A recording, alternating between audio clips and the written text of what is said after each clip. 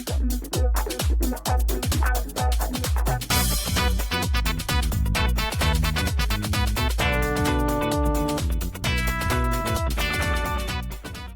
everyone. Welcome to the finale episode of Season 2 of the Cosplay Crunch. Each week, we gather to talk all things cosplay and conventions, from personal experiences, useful tips and advice, horror stories and hot takes, and sometimes the latest news and drama. We truly have it all. I am your host, Zavich Cosplay. In this episode, we are joined by two queen crafters from the Northeast who have been all over the place through their cosplay journeys, and I am super, super privileged to have them here. And I would like to welcome Cowbutt Crunchies, aka Regan and Scone. Welcome. Hey. Like I said, thank you so much for joining. I know we had a journey getting this software set up moments ago. We're not talking about it. It's fine. It's in the past. It's in the past. It's technically over. In the past. Spooky Ghost Cave. Spooky Ghost is gone. We're here and now. we, with our three minds, we're able to overcome and finally get this working. So that's all we need. Before we start this episode, I am super excited to announce that we have a sponsor for the season 2 finale, which we've never had a sponsor of this podcast before. And actually, it's really nice because this sponsor is going directly back to the listeners of the show. For this sponsorship, we have Famore Cutlery, which is super, super exciting because I have used their products for years at this point. You two have done workshops in collaboration with them, and this was not pre-planned. We did not know that this was happening with these guests, with this sponsor. It's just fate. It's just fate. It's just fate. But if you haven't heard of Famore, I don't know how at this point, but I'll give you a little intro to them quickly. They are a super amazing, not only champion of the cosplay and crafter community, but they are a company that makes scissors and products for all kinds of different uses, fabrics, embroidery, leather, kitchen, and even more than that. They also make tools like tweezers, seam rippers, rotary cutters, and like tube turners, which if you haven't used, use because it'll change your life possibly. Their products are really high quality German or Japanese grade steel, and some things that are really cool is they have a lifetime warranty on their products. And if you find them at a convention and you bring your Famore scissors, they'll sharpen them for free. Or if you live like in the Atlanta area, you can go to them and they'll sharpen them for free, or you can mail them and just pay the shipping cost to like get them sharpened. And they'll sharpen other company scissors too. You just have to pay for that because you didn't pay for the product. So they're not gonna like just do you that for free. Understandably so. But yeah, they're a great company to work with. They do a lot of cosplay contest sponsorships and prizing. They encourage like workshops, and they get really amazing talent like these two to come and teach workshops at conventions. So just a really good company. And for this finale episode, we have a giveaway, and go to Instagram. The finale will be open for a few more days once this comes out, and you can enter that giveaway for Famore gift card money. So you can get yourself some beautiful scissors to up your cosplay. Oh, I happen to have some. We have so many We have pairs. so Oh my many. God, I was like, I just an love their insane scissors. amount I have of Famore scissors, honestly. my big ones are hanging. Yeah, Oh, I yeah. have two. I have like my natural fiber ones. Oh, I here have we my are. polyester ones. Okay, I which have one my is the small- poly and which one is the natural? Wait, so no, the one with the rainbow handles is the poly. The one with the natural handles is over by my sewing machine. Let's just start holding them up. The little ones are for tight corners. well, I Oh my don't know goodness. which. Here, I don't know which one. We have a lot of scissors in my house, but you know what? I love Famore, and I'm super excited to hear that they are sponsoring this because I know. genuinely use their stuff every day of my life. I know, it's really cool. I'm like smiling like a dork about it because I'm like, I never thought that would actually happen, and it's just cool. But I'm trying to anyway, find more Famore scissors. I know I have them so all hanging on a pegboard right there next to me, all of the different ones, and then I also have like my lesser quality company that we won't name. Anyway, moving on. No, thank you guys for joining. I would love to start. Not quite with how you got into cosplay. We're going to get to that. The first thing that has to come is your cosplay name. Now, I think that people that have followed you are probably aware of your cats. And I think that you probably have to answer this question a lot. But I think that just to set the record straight, you should say it at least one more time for this podcast and listeners. Where does the name Cowbutt Crunchies come from? So you say a lot of people, everyone probably knows, but I don't think that's true actually. Because we still get this question constantly. We still have people who think we're one person. So like you would be very surprised at what is common knowledge. But so actually this is good. Yeah. Here she is. Beautiful. So Cowbutt- Here's one of them. Cowbutt and Crunchies are our two original cats. You know, as two gay women, of course, we have a ton of cats. Like that's just mandatory. Mm-hmm. And our original cats are their actual names are not Cowbutt and Crunchies, but that's their nicknames. That's Crunchies because that girl is like if you leave out chips, you leave out crackers, you leave out bread crust, it's gone. She is. It's weird because I thought cats are carnivores, but not her. She likes yeast. Yeast. And Cowbutt was the one screaming in the other room. Yes. Right? Yeah. And Cowbutt is hammy, and she is shaped very much like a cow. Yeah. And Just originally, a side shot. yeah, it's we have an Instagram where we post photos of them on Cowbutt cats, and if you go there, the very first photo is just physical evidence of what she is shaped like. But yeah, I think it was like, I think we came up with the name in like 2012. Yeah. Okay. So the name was, so this was in like, I'm going to take you way back to like 2012, back when Homestuck was a thing, back when Tumblr was a thing. Of course. Like this is pre-Onceler, right? Like this is just like peak cringe Tumblr, which like, let's bring it back because that was a great time. And, you know, we were like, let's put all of our cosplay on a Tumblr together so that, like, I can, you know, not have it intersect with all of the, like, you know, Destial stuff that we're reblogging. And we're like, well, we need a name. And I was like, it doesn't matter what the name is. We'll just do it Cowbutt Crunchies because it's our cats and we love our cats. And it's not like anybody's ever going to know what it is anyways. So it doesn't matter if it's dumb. And she says this, and I go, that's stupid. And she goes, well, do you have a better name? And I'm like, no. And she's like, well, no one cares. So let's just do it. No one's going to care. No one's going to know. No one's ever going to know. And then the fundamental problem is at a point you have a sunk cost fallacy because, you know, after a couple years when people did follow our work, we were just like, oh, we should probably change that. Oh, but everyone knows our Homestuck stuff under this name. We can't change it. And then a couple years later, oh, we should really change it. Oh, but I won this award. I won the crown and we can't change it now. And then we say, oh, but I published a book. And now it's just, it's gone. It's gone. It's too late. You missed all the opportunities you possibly ever had. It's fine. It's fine. You know what? Ever... It keeps us humble. It does. Did you ever think, like, what were some contenders for the different name? Did you even get that far? We didn't have any. We didn't even get that far. She just said, like, Cowbutt Crunchies. And I was like, I'm lazy. And we just went with that. How did you I don't think decide we had any second ideas at all. How did you decide to make a joint Instagram? Like, because I think that some people, even if they're couples, they might have, like, a different Instagram account for each person. Like, how did you decide to, like, do that collaboratively? Well, we've always, like, cosplayed together. So we got... she was into cosplay. She got me into cosplay. And, like, you know, that was our couples activity, if you will. So, like, a lot of our cosplay was pictures of both of us or matching, you know, like, group costumes. Yeah, it's ironic because we don't do as much duo stuff anymore. But yeah, we used to... Everything we did was kind of together, so it just... made sense to do because we would also like work on each other's stuff sometimes. So it's just always been like that for years and years, even before we started posting to Tumblr and stuff. Okay, that makes sense. So that was actually leading into my other question. So how you each got into cosplay. So Scone, you just mentioned that Regan got you into cosplay after y'all met. Were you dating and then you got into cosplay, or how did that kind of happen?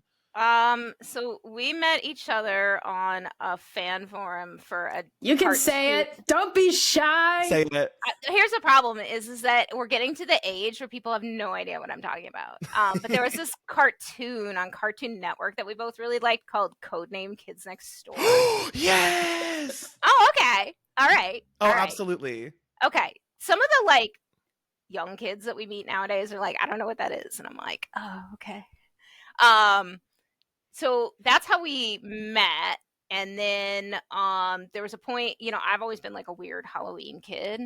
But I grew up in the Midwest, you know, so you can't be too weird of a Halloween kid because then you're like worshiping the devil or whatever. And at some point she was like, hey, do you want to come to this thing called an anime convention? You can dress up. And I was like, fuck yeah, I'm there. I love to dress up. And that was the first time I cosplayed. Okay, that's It was basically Otakon. what happened to me too. Yeah. Oh, Otakon? Otakon. Yeah. Really? Yeah, 05. Otakon was in Atlanta, right? No, Or that's DC?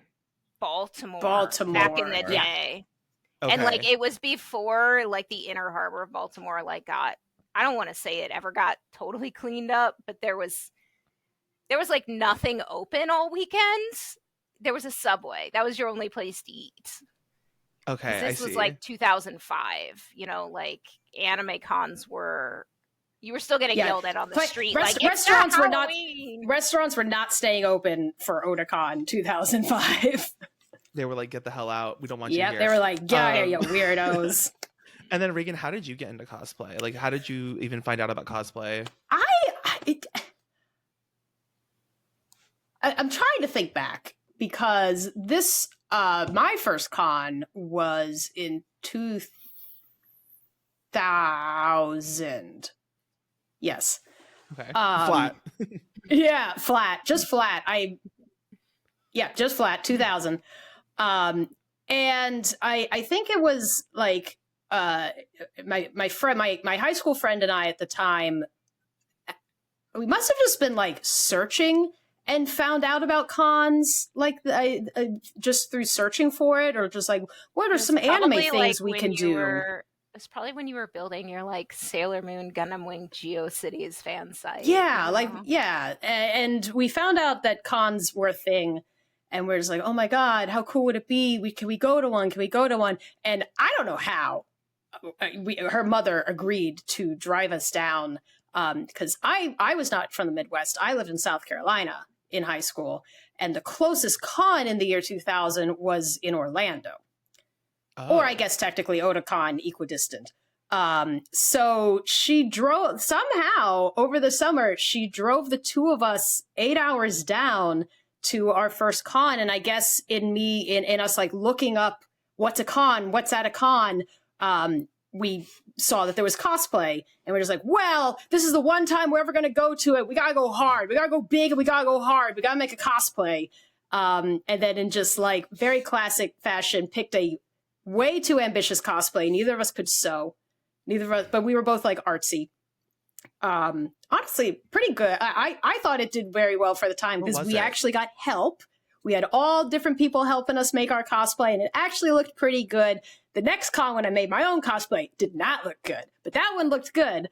And we just had like a grand old time. We tried to do everything. We like did our cosplay. We met like friends the first day. We entered the masquerade with those friends and improv'd a dumb thing. It was very bad. Live mics were a thing back then. Wait. Like, Let me get this straight. You not only made your first costume for the very first convention, but you also competed in said costume. Oh yeah, we didn't win nothing. It was not good. What did you make? What costume was it? It was Ray Earth, right? It was the blue Ray Earth, but the art book version, which was way more complex than the regular version. It was like a wild time. Scone finally made me get rid of it. I actually had it until pretty recently. The paper mache was. It was not doing hot. It was not doing I'm looking good. at the picture right now. That's incredible. Oh, did you find it? You can just edit that photo over the video. It's on Twitter. Yeah, it's on Twitter. That's what I did. It don't look bad. It does not look bad. It doesn't. That was your very first costume? That was my very first costume. Go to the next one where I'm wearing a headpiece made out of 5 pounds of clay and fleece and vinyl all at the same time. That's the first costume I made by myself. One's not good. Fair enough. The other one's good though. That's fair. I love that you guys are both wearing your like white Keds in this You know photo what? because nothing sums up that era of cosplay more than Hey, guess everybody what? wearing their Hey, dirty white sneakers with hey, every guess what? costume. It's white. It matches. I live. It's yeah. Those are hilarious. I love it. No, actually, it's like much better than my first cosplay by far. So like, honestly, eat. What convention was that in Florida? That was Anime Festival Orlando. Does that exist anymore? I think it does actually because I saw it recently. I was like, oh my con. Oh my god. Wait, this what It was your first con? does. It My does? first was Otakon 2005. Okay, Otakon and Otakon still exists. Yeah, Okay. but it's in Otakon BC definitely now. does exist It's all through checked no out. I've fault of never been. Otakons. I'd never been before, so I was like, I think it still exists. No, and then you said that Anime Fest Orlando still exists. Yeah, It has a website. it definitely does. It's been around for like, I guess 20 years, 20 plus years. We Damn. should go. No, I know. It would be your 25-year anniversary. I got It would be. It's in June. We're not doing anything. You want to go to Orlando in June? No, I don't. In wigs, yeah, no, and not really. No, that's crazy. Okay, so also I want to know, how did you two meet? Like, this is just a personal question. We I'm told you, the interested Kid to know. Next Door forums. Yeah, No, that's you literally where we fool. met. On the That's- Kids Next Door forums, Yes, like on literally. the Kids Next Door Yeah, forums. like online, back before meeting people, like back before meeting your partner online was a normal thing to do. Mm-hmm. That's It so was- crazy. It So was- the first time you met, like at the convention, or had you met like? No.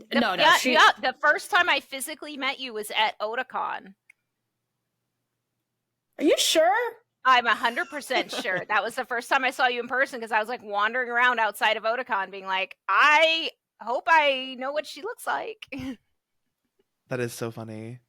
I love asking these questions because I'm like, do you remember? Do you even remember what happened this long ago? Listen, Okay. it's a long time ago. I know. It was a long time ago. Okay. We're gonna go into the first topic I want to talk about, which was cosplay education. So obviously, you both are pretty involved educators in the cosplay community, which is not necessarily something that everyone does or can do or is good at doing. So I'll just say that. But you are both. I read on your website, you both are teachers and have education degrees. Is that accurate? Or one of you does? I One have of us does. education degrees. Okay. Or I have one. You talk about this. You Yeah. the smart teacher. So you talk Yeah. this one. So I have a degree in English, secondary English education. So I am actually like a trained teacher. My original thought was I was going to go do that in schools before I was like, it's not that fun to teach people who really are not interested in learning. So I do something else for my real life career now, but it is something that I'm passionate about, like educating people, sharing information, getting them to. There's just something about like when the concept snaps in somebody's mind and you can see them plugging the pieces together. That's just, that was why I pursued the degree in the first place.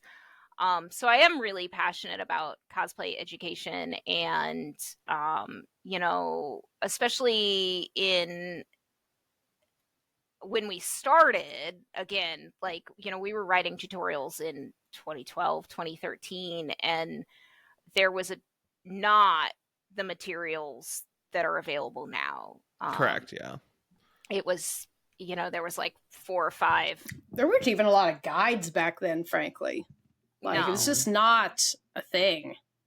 No, there were like some forums from like on cosplay.com of people like putting things together, but there weren't like really a lot of YouTube videos or anything. Even in the Tumblr era, honestly, like mid early aughts, like there were definitely some folks who were really into the tutorials and how to put things together, how to make Homestuck horns, how to body paint, but it was not the plethora of stuff that we have nowadays for everything and the most small minutia. Like when you did have tutorials back then, a lot of times they would be quite general, and it might not be applicable to what you wanted to do necessarily, but it could get you started.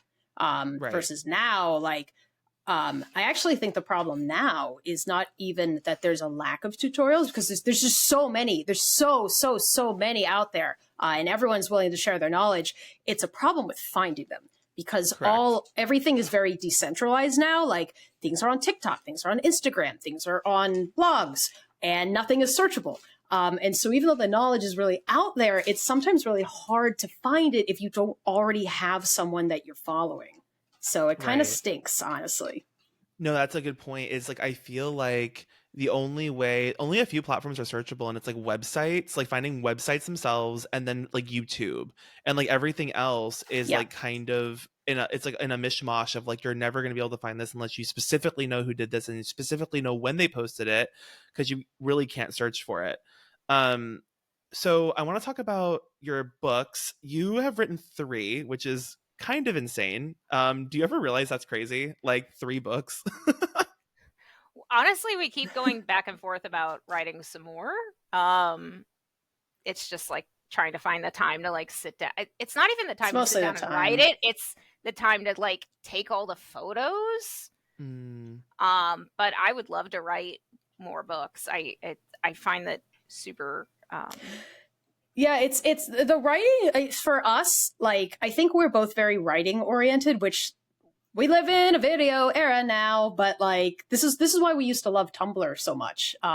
Like, we're both very much writers, and we're both very much long form writers. Because when I write tutorials, and when she does as well, like, we like to get into the minutia. We like to like really, really describe, okay, here is why this works. So then you can like take that into your brain and apply that to your own stuff. And I want to go into detail, and I want to give you all the information. And that just like right. really lends itself to books specifically. So the writing's great, honestly. It's the time suck is the images, frankly. It Yeah. takes much longer to take all of those photos than it does for us to actually write. So if anyone wants a book with no pictures, we'll crank that out for you real quick. No, and Um, that's the thing too. It's like you can convey so much content in books that you really can't get in 160 characters or less, or in like a 60-second video. Like, that's just, I feel like, what we are getting so like acclimated towards, and it's just you can't have, not all content can fit into that method of delivery. And so seeing cosplayers that write these detailed books on these techniques that you can accessibly find, because you can find your books like pretty easily online now, and like even in some retailers, I believe, like, that's excellent. I want to know, you extreme wig styling, fabulous footwear, ball gowns, was there a specific order to the way that these were released or written, or like was it kind of just happenstance? so the wig one is kind of the outlier. The wig one actually came about because I had it got to a point in like 2018, 19, where I had just written so many guides on wigs, and they were all online. They were all on Tumblr and Instagram and such. And I had just written just such a ludicrous amount that I was like, I should just put this all into a book. I should just put it all into a book, because it's literally a book's worth of content that I've already done. And then I was Boo Boo the Fool, and I had to rewrite like half of it to actually work for the book or update it and such, and add new stuff. So that was more of a, hey, wouldn't it be cool if this was all in one place, getting it together. It was kind of like a very long and slow process over probably like a year and a half, because I was totally self-publishing that. And editing, which is no fun, by the way. No fun to do copy editing yourself. Get someone else to do it. And also the pictures and such. So that took a really, really long time to release, and I ended up self-publishing that originally. And then a couple years later, our friend Jedi Manda had been approached, published a book, and they were looking for more folks to make a cosplay imprint. And Manda was like, you should talk to these people. And so they ended up re-releasing the book in a slightly different format. And in discussing with them, we had talked about doing both footwear and ball gowns. And footwear we just cranked out first because it's a much smaller book, much easier, and ball gowns is so much more involved. So that was kind of the timing for those two. We had actually pitched a different book I'm really glad we ended up doing ball gowns, frankly. But before ball gowns, we had pitched a different book, which is what, if we're going to do a fourth, is what I think we're going to do. Can I get a hint? Do you Yeah, have, it's detailing. Oh, it's detailing. Yeah, the concern with the publisher is that it's quite specific. It's very specific to cosplayers, which is not really, usually you want your book to have more broad appeal. But that's what we like. And I feel like that's what a lot of people who follow us are interested in. So we might release that as like ebooks or something like that. Maybe not a fully published thing, but just something on all of the little fiddly bits that we love to do. Well, and also all like the little I don't even know what's called them, Easter eggs, if you will. But we're gonna talk about some of the costumes you've designed yourself. But when you get up close to these garments, and I don't even think that sometimes you have zoom in shots on your Instagram to show some of those details. But I think unless you see these garments in person and you actually get up and put your nose into them, you really find some of this stuff that's crazy, level of oh my god, I didn't even know this was here. I would appreciate that. So it's kind of more of an embellishment, kind of a fine detail, what you can add to the cosplay in terms of the smaller elements that maybe a craftsmanship or a craftsman would appreciate, but not necessarily Joe Schmo. Or yeah. I mean, and don't get me wrong, Joe Schmo does appreciate it, but yeah, what were you gonna go into? Because there's detailing for soft goods, for fabric, which is lace and beading and embroidery and smocking and just all the little things that you can do with fabric so that it's not just fabric. And then you also have detailing for hard surfaces like foam, molds that you're creating textured items to put on armor, and weathering foam, and slicing it open with your Cricut and then using a heat gun. Just all the little things that how do I take this plain surface and make it not so plain? No, I see that really big on media manipulation and just taking it to a place where it's transformative almost. Yeah. I also want to be clear. This is not a promise. There is 18 million things we want to do. We want to do that. I want to enter the crown. I want to write more tutorials. I want to actually make costumes. There is no timeline for this. Do not expect this soon, please. No, we're holding to the fire. And that's actually a good thing to mention. You two, cosplay is not your only job. No. I think that we should set that clear, because I think that there's an impression that because of how much you both have done in terms of creating educational books, guesting experiences, judging your own costumes that you've created, and your online presence, there can be this impression that this is your full-time job. But I want to talk about that. Maybe we'll come back to it, because I do want to talk a little bit more about education, but set the record straight that you do not just cosplay and that is your job, correct? No, absolutely not. People who can make that work for them, that's amazing, and I applaud them. But we live in a very expensive city, and I like having money, so and health insurance. Yeah, I think we definitely could make it work. If we truly wanted to, and we made made lifestyle changes. I think we could, but part of the difficulty, and why folks who do cosplay and do arts work so hard is because you are essentially a freelancer, and you don't necessarily have a particularly stable income. Unless you have gone into making things for corporations or making things for movies, and then things can be a lot more stable. But unless you have something like that, or a stable commission business, it can. I know I would be very neurotic putting a lot of my income in the hands of how well my videos do on Instagram, where I get invited for places that would make me worry a lot. And so that's not necessarily for me, I think. Even though we do have less time in the day to work on this kind of stuff, it's kind of nice that what we do work on does not necessarily have the concern about money attached. we can make our stupid D&D character costumes that nobody cares about, and it doesn't matter that it bombs on Instagram or whatever, and nobody cares because I liked it, and it doesn't matter because that's not where my money's coming from. So it's kind of nice in that aspect, I think. Yeah, no, I agree. It's a really complicated relationship when you're walking the line between like an income and a career versus a hobby versus somewhere in the middle, right? Because that's kind Yeah. of where you guys fall. It's like you it's an interesting dynamic. But anyway, back to the education piece. I want to talk about the workshops and panels. How do you determine what is, I'll use this in air quotes, good content to put into a workshop or panel? And the reason I'm saying this is because I think that there's an interesting like dynamic with conventions where you want to offer programming that has wide appeal, especially to, because let's face it, the majority of the populace at conventions are not crafting at the level that like you two are, right? That's just the reality. However, there are some advanced craftsmen that do want to learn the advanced techniques from people like yourselves that can teach them, but there's a lot more people that want to learn like sewing 101, right? So how do you determine like how you gauge an audience and select appropriate content to like satisfy the masses, I'll say, but also like think about things that are more niche and can provide more value because it's not overdone?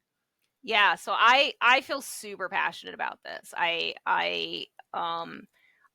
really like this whole thing that's springing up with workshops that conventions are doing. I think that it's really starting to recognize like that cosplay education has something to offer, that, you know, people who really want to learn are willing to pay for the opportunity. You know, that hands-on education is, in my opinion, the best kind of education for crafting. But yeah, exactly. As you said, like, how do you pick what makes good curriculum? You know, it's kind of a balancing act, because actually I've had people in my classes say, "Oh, I would love for you to do a class on X. You know, I would pay for a class on X." And I, to myself, am like, I would also love to do a class on X. For example, like, I've had tons of people come to like my corsetry basics workshop, where we sort of make like I always joke, I'm like, we're not making a real one. We're making like a part of one that fits a 9-year-old, so that You mean we you know, can't make a real corset in an hour? What are you it, talking about? right? Well, it's nice because it really kind of removes the pressure to have something nice at the end. I'm always like, it's not going to fit you. Even if you do a really good job, it's not going to fit you, and it's not going to do anything for you. So don't feel bad if you mess it up, which I think, you know, there's a lot of perfectionists that really like. But like, the thing about workshops is, you know, you have to walk that line, because you have to have a topic that can feasibly be covered in 2 hours. You have to be able to address people who are walking in that have no experience, because even if you say this is an advanced class, there's going to be somebody showing up. You know, in one of my corsetry classes, which is an advanced class, I had a wonderful gentleman showed up, and he was like, my wife really wanted to come, but she didn't want to come by herself. And I was like, oh, so you came with her? And he's like, yes. And I've never used a sewing machine. And I was like, well, we'll get you have to sew something. I promise. It may not be everything. He did get some stuff sewn together. So you have to think about differentiating the material between experience levels. You have to think about how much time that you have to sort of spread out the instructions, so that people work at different paces. Even if everybody's getting the material, they're using their hands, they're working at different paces.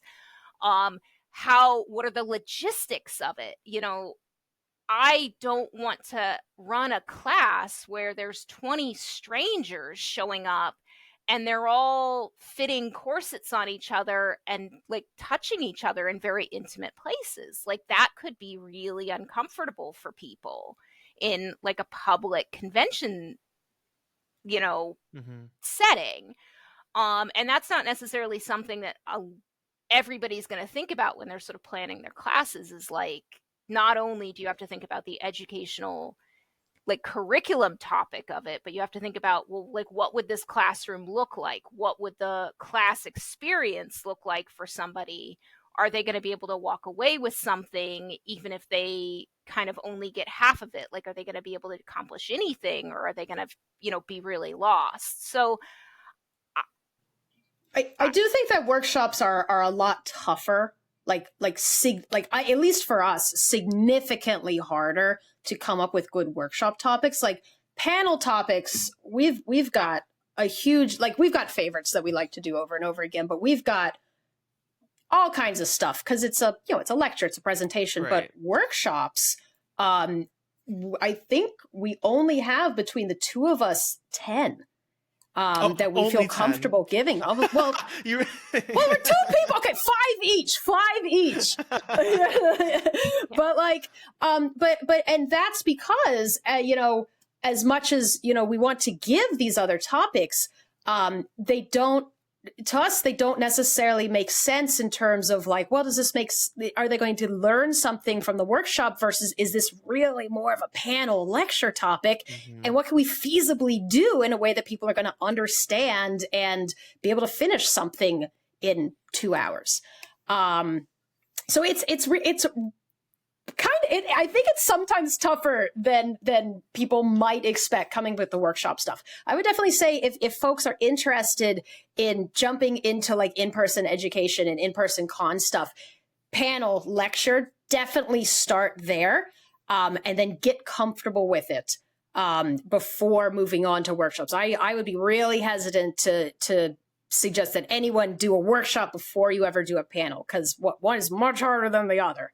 Yeah, no, that makes sense. And Panel also, much like, easier. right. And like I think the thing is also like tools and like what you can do safely, because like a Yeah. lot of what I would be really interested to teach is more of like techniques when working with like foam, like Dremling techniques, and like that you can't do that at a convention. Like Yeah. I feel like you would have to have like not only like waivers out the ass, but you'd also have to have like the respirators of it all, like dust everywhere. Well, like it would just be a here's the lot. thing, though. Here's the thing. Down in creative, she is also incredibly passionate about education. It's a lot of what she does now, and she has invested in all the Dremels, all the masks, all the cleanup space, and it was a huge investment for her to do that. But now she has a kit, and that's what she brings to cons. So like and it's crazy because she has to do the logistics for the power too. Like it's Yeah. crazy logistics, but it's what she really likes and it's what she's like experienced with. So like you just have to think really, really hard about it. Yeah, that's very valid. No, I remember she was doing panels at Holiday Matsuri. And I was like, I really wanted, I mean, that weekend was a whole blur and I was helping friends and it was a whole mess. But I really wanted to attend. But I also recognize that Holiday Matsuri, and this is to no like fault of anyone doing the programming because it's all amazing programming, but like a lot of it is like programming that is gauged towards beginners. And it was like a lot of it was like, oh, like we're learning how to like sew pockets, or we're getting into like a weathering, or we're getting into leatherworking. It's a lot of like, and I get it because it's like, what can you do in a panel room for like that long of a time? That's why it's hard. That's why I asked the question. It is really hard, and to be frank, we also kind of fall into that trap as well, because it's kind of what lends itself not just to the workshops where you have to simplify, but even panels, because you know, and my perspective is out of whack. What I'm like, oh, this is too easy for people sometimes is like, no, like people want to hear this kind of stuff, and so it's sometimes tough gauging, well, what's too easy, what's too hard. Like there's certain topics that are more advanced, like corsetry, more advanced. But then it's kind of like, well, what is resin? Is resin an advanced topic, or is it a beginner because it's intro to resin? Is extreme wig styling advanced, or is it actually an intro to teasing and such? So it's kind of like, well, what is actually a beginner topic at a certain point, I think. Yeah, no, it's all good points, and that's something that I think we all just have to try to navigate the best we can, because it's really challenging. And like you said, Scone, like knowing how to cater educational content and curate and deliver that is a whole skill in itself. Like separate cosplay out of it, and honestly separate presenting out of it. That's a whole, like, teaching in its truest form is a whole skill in itself. So no. And I do usually like, well, I'll always have then my favorite thing when I start my workshops is I'm like, who's done this before? And I'll always have somebody raise their hand and they're like, oh, I did this whole thing. And I'm like, okay, I don't know why you're taking this class. But I'm like, I am going to make sure that they walk away with some piece of information that is new to them. Like, that's always my goal. Like, yes, maybe you already know this. Maybe you're just here to, like, you know, get cheaper materials and have a good time. But I'm going to try and give you at least one piece of information that's new to you. Because I think it's really hard to set up a class that, like, those sort of middling to advanced people can just walk into without having done homework beforehand, and we'll just pick it up and learn something really advanced. Right. No, exactly.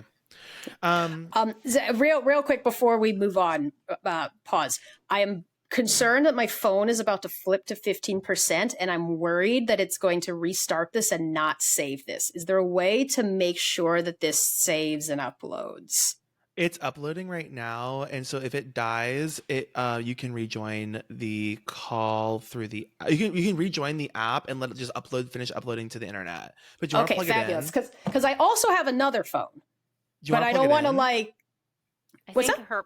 I can't because the stupid phones now only have one input, so the microphone is in it.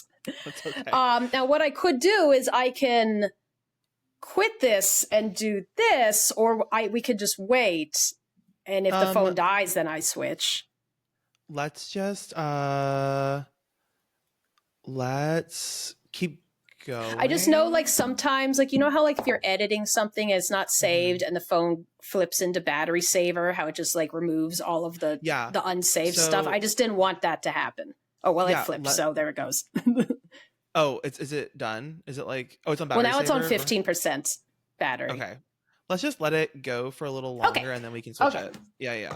But like, yeah, we'll talk about the next part and then we can switch it maybe. Okay.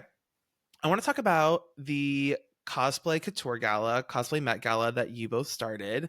This started in 2020. That's how we met you. Yes, that's the first time we met.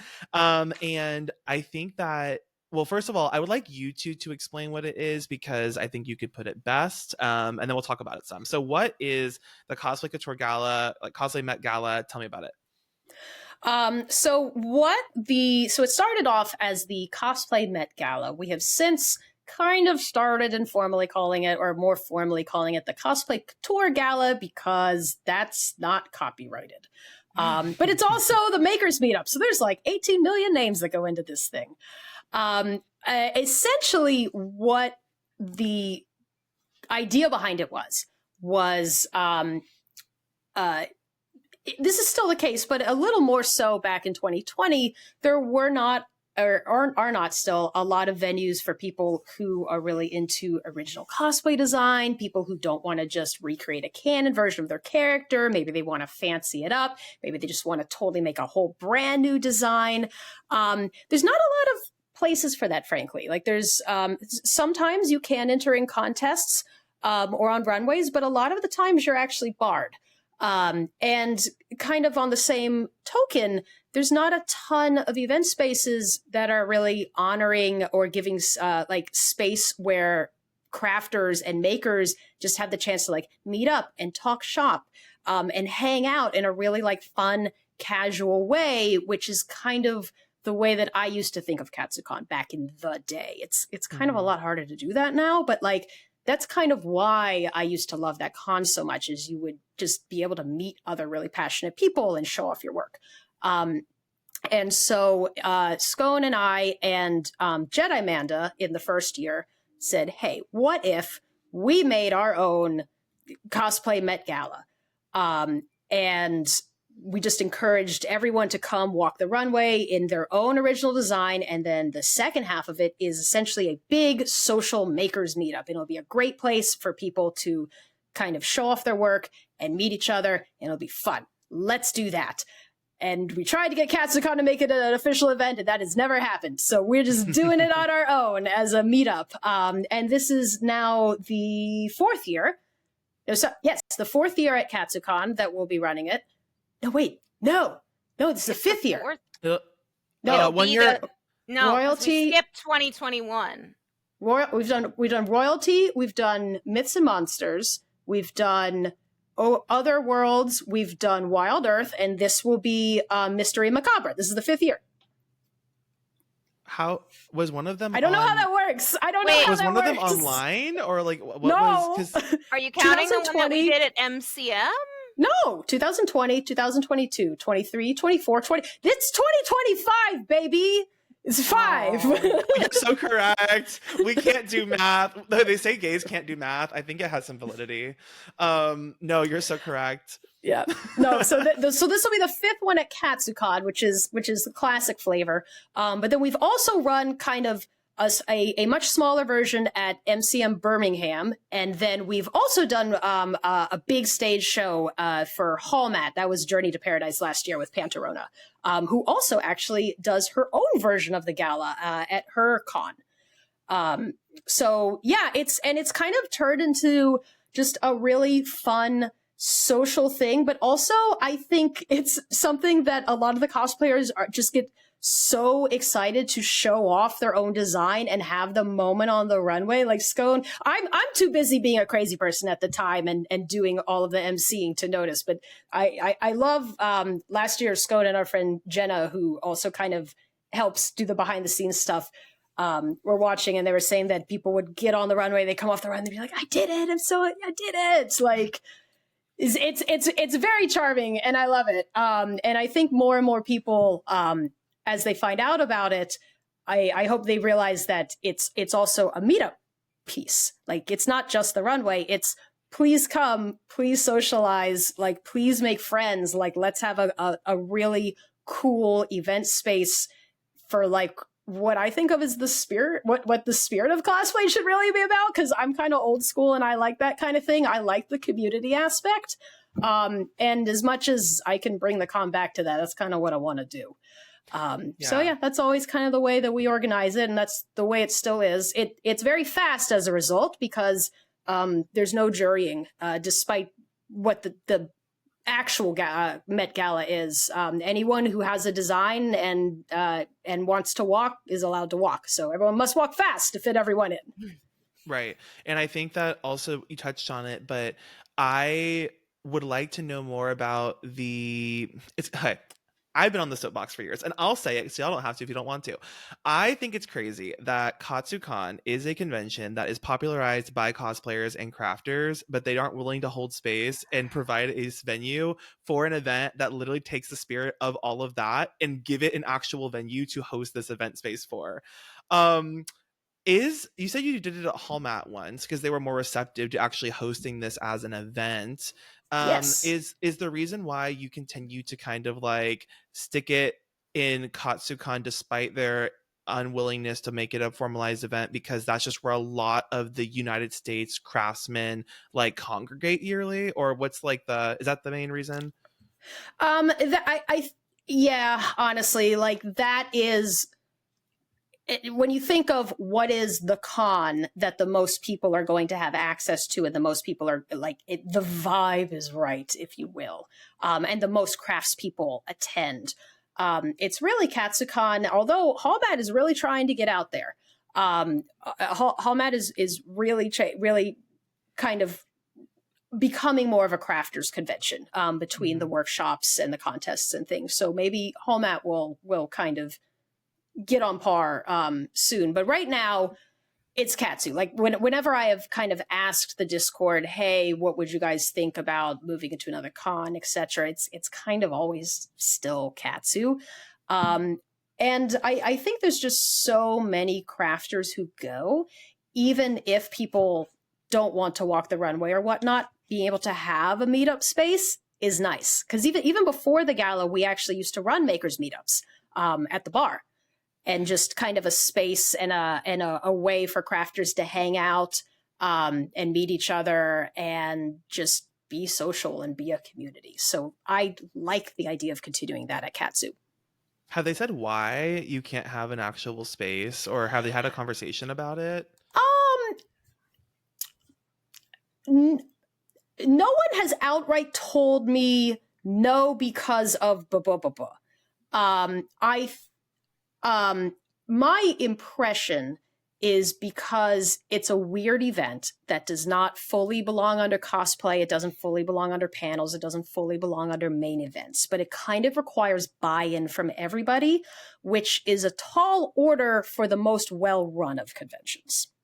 Read between And the lines. so I think for it to truly become an event, somebody on staff needs to really truly want it and take ownership, and also have the authority to make it happen and put it into an event space. Because Scone and I actually staffed for Anime Boston for like 15 years, so we understand a lot of the logistics nightmare, and it is no small feat adding something new to main events or secondary events, and taking up that space and moving things around. Like, it is not just put them in this room, the way that a meetup can be just put it in this room. It's really great that the meetup staff has been willing to make that space for us in the Cherry Blossom Ballroom, because I think we're actually going to have a stage this year. We're actually going to have a microphone this year. Even though we are technically an informal meetup, they're making this work for us by putting us into the idle space, so that we can hear better. So they're doing what they can with what they got, but that's what meetups controls. So it's a logistical ownership issue, is my impression. And it's just someone has to be passionate about it. Like at Hallmat, somebody was passionate about it. Somebody wanted this to happen, and they made it happen. Essentially, we would need a champion like that at Katsu. Okay, that makes sense. And then on the design aspect for the Cosplay Couture Gala and that whole process to get the costumes created, because obviously one of the elements is that these are original designs by yourself, correct? Yes. Okay. And then I want to talk about just what considerations do you go through when translating a character like Princess Bubblegum, who is a cartoon character that has just like a pink dress with some sleeves and a crown, very like pretty simple, pretty flat, or Marceline, that's just like a vampire girl with red boots. Translating that into something like fantastic, incorporating the details that we mentioned before for the hypothetical next book, and like honestly the overall like rigging of all of it, like the under like garments and the structure of it all, like I guess what are some considerations that you put into designing those types of costumes, or where do you even start? What's your inspiration look like? How do you get from something like a cartoon character to that? It's a tall order and a big question, but like, yeah, I mean, the great thing about like doing original cosplay design, right? And I know, like, I'm gonna go back to Homestuck again. We're gonna go time travel again. Yeah. I know we keep bringing it up, and people are probably gonna be like, "What is their problem?" But one of the great things about like the cosplay fandom in Homestuck back in 2020 was that the characters in Homestuck were like, they were like essentially pixel art.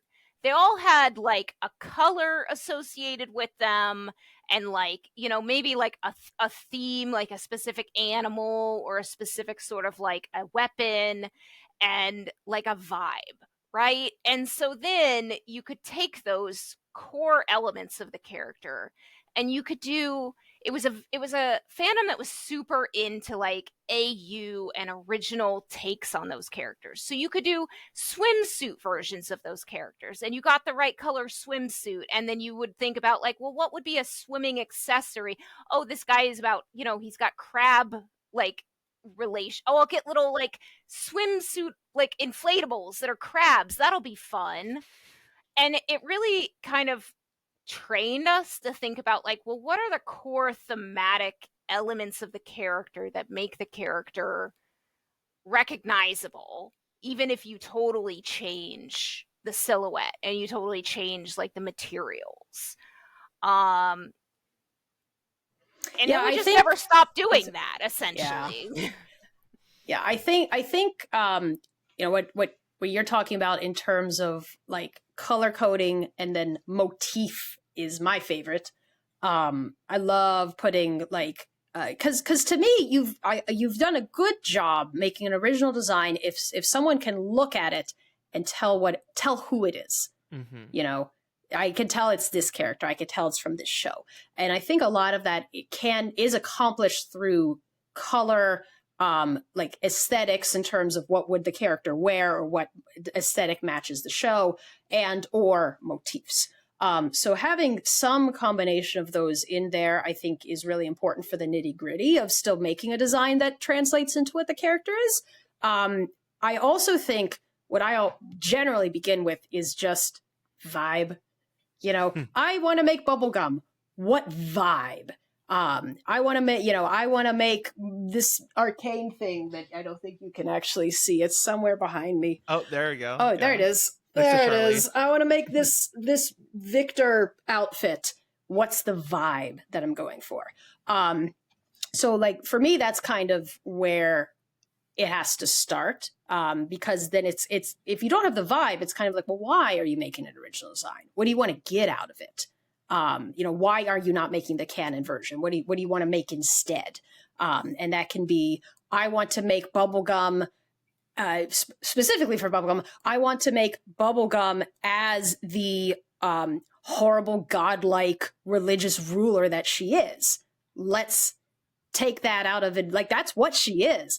Let's take that out of Adventure Time aesthetics and put that into the real world aesthetics of what a deity ruler figure of that might look like. And so that's where all of the like church and religious and Baroque elements came in, but with all of the like motifs of the candy and like the portraits and things from the show to try it, and the colors to tie it back into, well, this is bubblegum, just a really weird version of bubblegum. So yeah, I mean, describing the process is tough because describing any sort of artistic process is out there.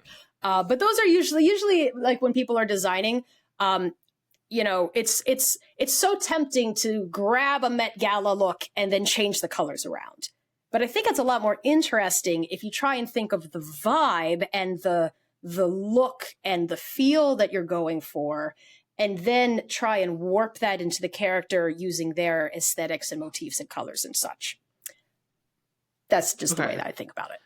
No, that makes sense. It's just, I feel like there's so many different like inspirations, and you mentioned it, like with bubblegum, like a Baroque inspiration with some, and like honestly, like some of the paintings almost look like frescoes you would find like in like the Vatican or something. Like, and like you said, I like iconography that's vaguely religious or outright religious, tying into the overall theme of what you're trying to give.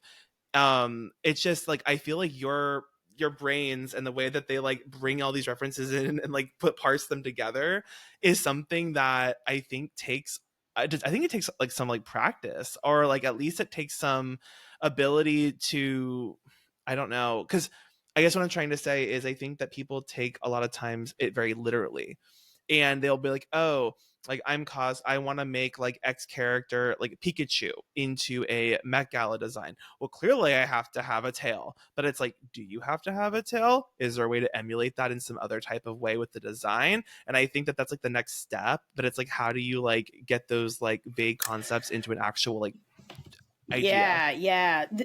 So you're kind of referring to, it almost seems like the difference between we're going to take these elements and make a costume out of it versus we're going to take these elements and make a garment out of it. Right.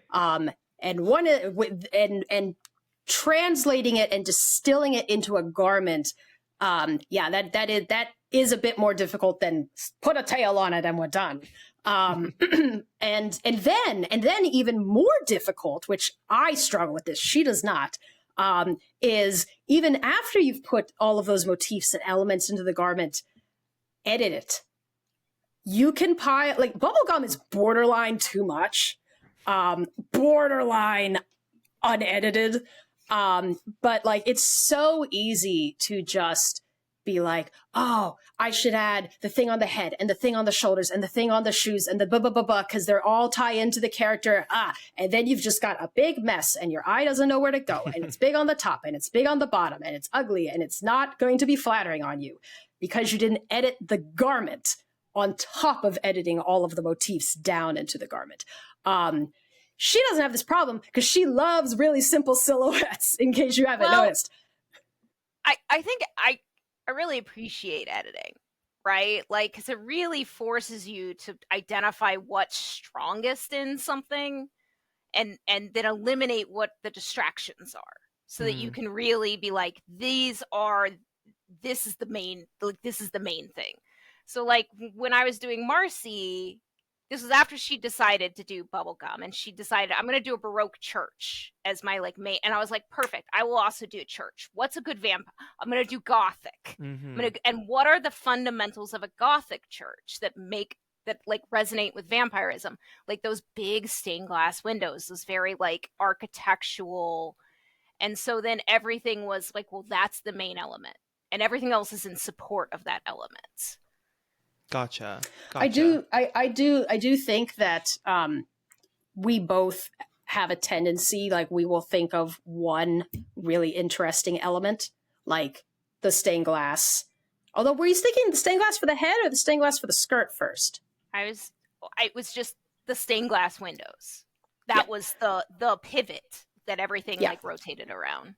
And then for bubblegum, my first idea was, how cool would it be if I had a big sculpture here?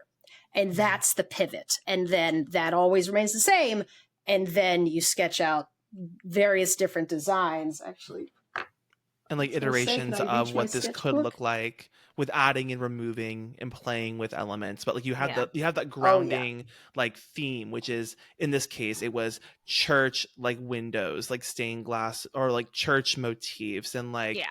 that was the tie together. That was like the through line to both the costumes, but also that was like the centerpiece. And then how do we change the elements? Like what kind of windows, or like how many, or the placement of those, or like what are we doing? Yeah, that makes Yeah. sense. I think that How makes do you sense. interpret windows onto a skirt, you know? And I think a lot of the time, at least for me, when I'm looking at, I don't necessarily consume a lot of other cosplay content. Like I follow all my cosplay friends, but a Right. lot of the like content that I follow is like high fashion, historical fashion, architecture, painting, like and it really like forces you to broaden your aesthetics, because then, all arts like come down to like shape, color, uh theme, and it really like teaches you to look at things not just as like, oh, it's another literal Pikachu dress, but they put like sparkles on it this time. Right. And I think that also goes beyond just like design, original design, but also translation of character too, right? Because if you know, like, oh, this character, for example, is coming from like this time century or time period in this fantasy world, but some of the elements they used in dress in that period would incorporate these elements of, gold work or beading or leather, you can make more judicious decisions in how you're actually translating the costume, right? 100%. Yeah. Yeah. Yeah. And I actually, that's one thing that's really fun about the Met Gala is everyone is working on these, or sometimes they bring in costumes that they've already made, but a lot of people are making them for the gala, and it's really fun with people dropping in their concept sketches and their idea boards and like their ideas, because a lot of people are like, it's so cool how many things are so recognizable because they're so good at grabbing the motifs and Mhm. incorporating it into the character. It's not it's very much the spirit of, I'm not just bringing a fancy outfit, I'm bringing a fancy outfit of this character that I really like. And I think people are really, really good at that with the gala. Yeah, no, I agree. I can't wait to do another one. I it was kind of weird because the very first time I think no one really knew what was happening. Like we knew what was happening, but like we didn't know what was happening. We And didn't know what so was happening, so and Well, so it was all kind of like, oh, there's this thing happening. Let's do it and like go put things. And then it ended up being amazing. And like I want to do it again now, 5 years later, knowing how you should much come it's back. It's so changed. different now. I know. It's definitely a bit different. The first year we learned a lot. I learned a lot. are Growth, you personal are growth. you gonna be a katsu? No, I'm actually going to be in New Zealand. oh, that's way better. Oh, forget that. Yeah, don't go to katsu. What are you That's talking what about? I've been. That's the follow up. I've gotten that question quite a few times, and I'm like, I kind of wish I was, and I was like, oh wait, I can't because I'm not going to be in this country. No, I mean, I do want to go again. That's why I was asking like about Hall Mat. Like, is that gonna develop into something, maybe, I guess, It TBD, it but might. We've definitely been discussing it, talking with our champion at Hallmat. She definitely wants it to become a regular thing. Yeah, this year's Hallmat with the move and oh such, I yeah, think, was just they had a lot of things happening. So maybe perhaps stay tuned. it will be a regular thing. Okay, I look forward to that, hopefully. I want to talk about C2E2 Crown, but specifically, I want to talk about the experience of the change in the contest over time. And I want to ask, based off of your experience with winning the crown in 2019, to then going forward and then eventually judging a number of the qualifiers for the same contest. Um, I want to your experience and your perspective on, like, I guess what you kind of realized or how to change in perspective potentially on after competing the first time in that contest versus then judging it later on. Like, how does that look from the other side of the table in terms of what you're looking for? And like, did your opinions change in any way, or your thoughts around the contest, or maybe mindset shift? So, I competing in the contest, I don't think really affected the way that I judge. At least not in that contest. I don't think there was a big change in perspective for that because I kind of already knew the way that Reed Pop contests operated, the way that a lot of other contests operated. We had not judged an insane amount, but we had judged like a handful of contests before that. So I don't think my perspective was changed by being in the contest. I mean, it was great. Like I had a really, really great time, but for judging, not necessarily. I have not like we've judged we judged like the following 2 years at New York Comic Con. I've actually ironically not ever judged the final. And we actually haven't judged for the past, I want to say 3 years or so. So we haven't been behind the scenes at Reed Pop specifically a ton. My impression from speaking with people is that it is possible that C2E2 at least, maybe the vibe of the green room, the vibe of some folks who are entering in the contest has become a lot more serious. Hmm. And I would believe, again, I've not seen this for myself, but I would believe it because I think in the past at least 5 years, there is certainly a mindset that I see some folks unfortunately have now, which is this kind of idea of, well, I need to enter this big contest and I really need to place, because if I don't, I am a failure as a cosplayer and I'm never going to go anywhere.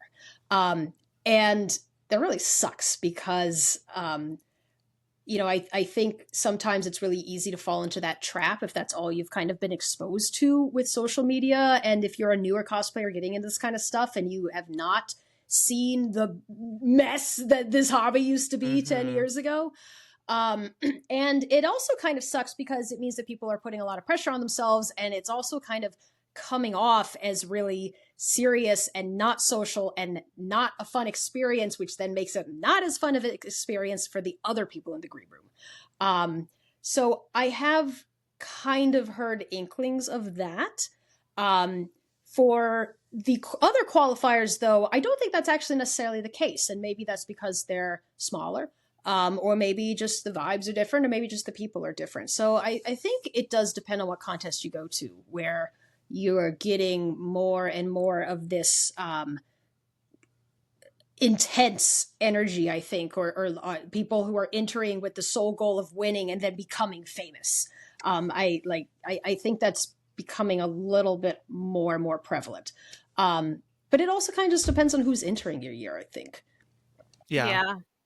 I mean, when we started this, right? Like the idea of I won the anime convention costume contest and that in any way matters in any like appreciable you know, like, if you went to your job and were like, yeah, I dressed as Sasuke and I won a contest because my Sasuke cost, like, you would get laughed at, right?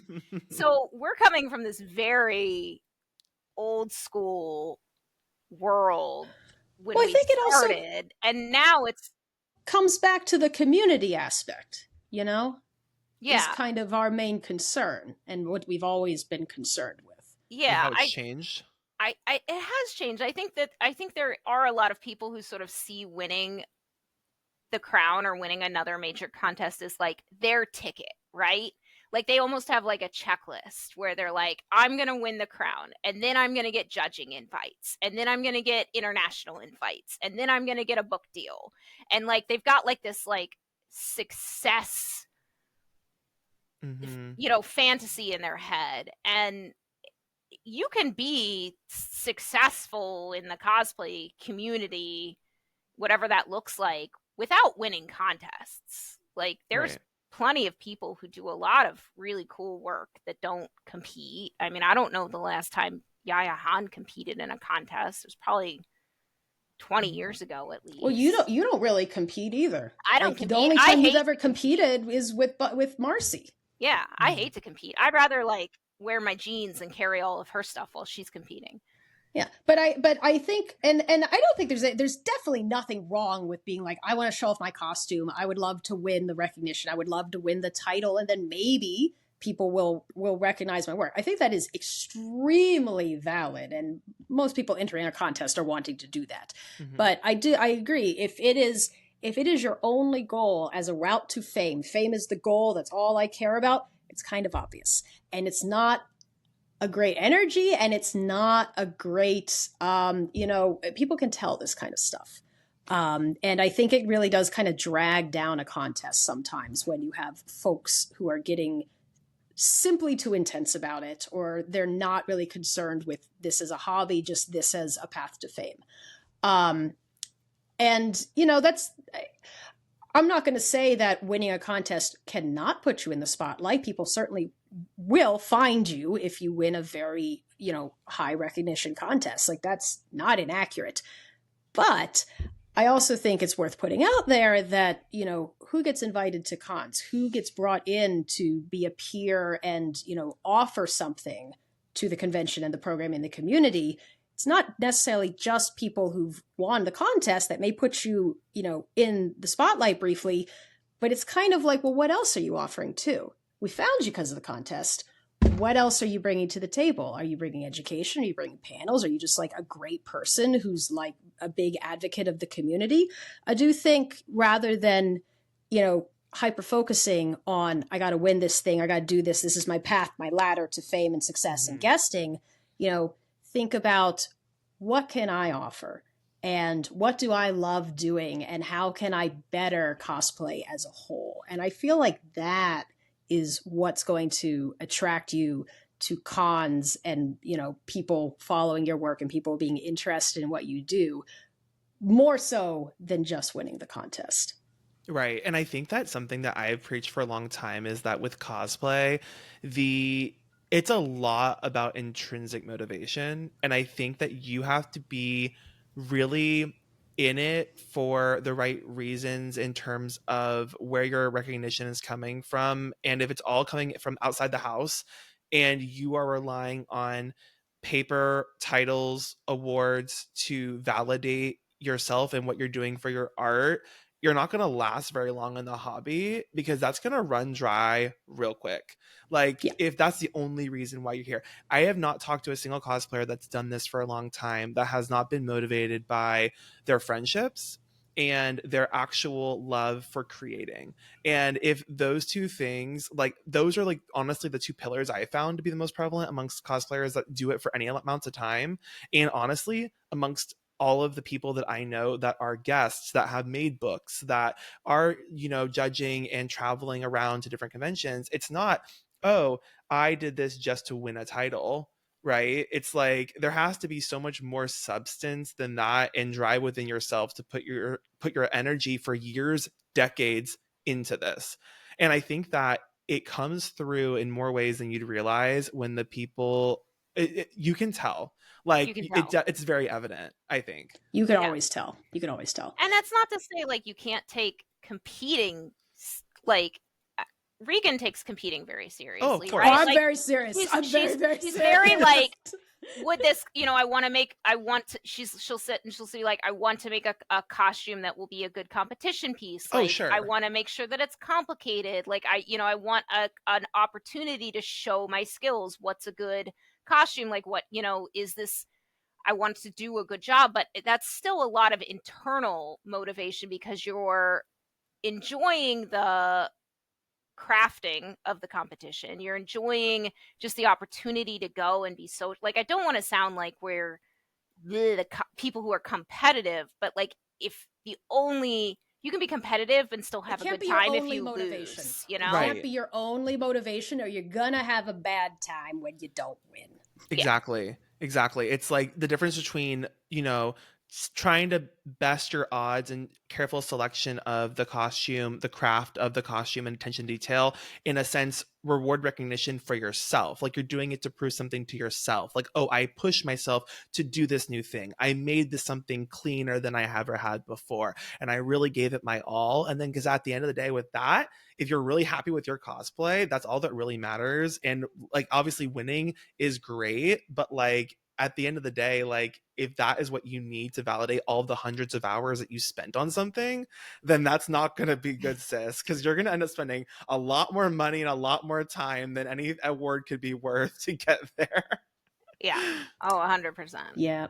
Like I feel like that was kind of a sidestep from your original question a little bit. In terms of yeah, like what, like things that have changed between now and then. I actually think it's really interesting watching the trends in what's popular in contests and cosplay.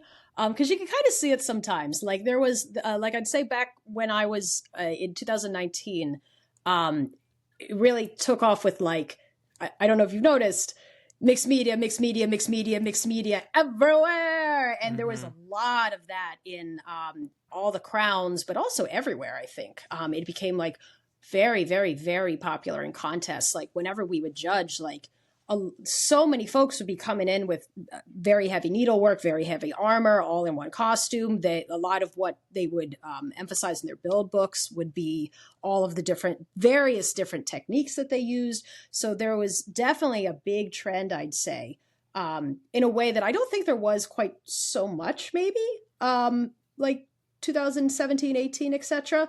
in here's the breadth of my technique, not just the depth.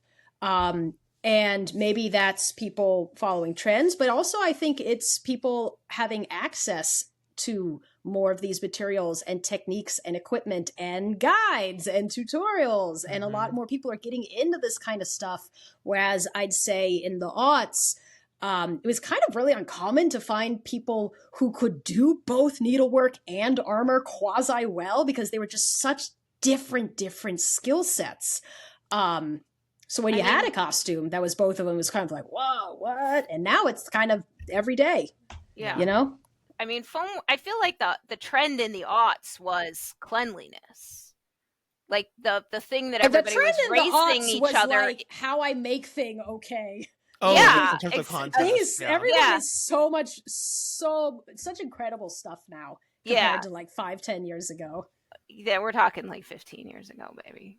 But yeah, I get what you're saying, Scone, like executing something in a cleanly manner and presenting something like it might not have like 10 different types of techniques or media used, but you are executing a ball gown well and it looks clean and it's constructed properly. That was like what people were racing towards. And now it's almost, I don't want to say like, how do I like reinvent the wheel and like, do something fucking crazy, but like I feel like sometimes it is like that, like, oh, how can I do something like pull a rabbit out of my ass to like make everyone like ooh and ah, when it's like I don't know well so if someone is trying to pull the rabbit out of the ass because they're trying to come up with a crazy thing, because this is also my jam, is coming up with like, I want to make this thing that shouldn't exist, and I'm not supposed to be using the materials this way. How do I do that?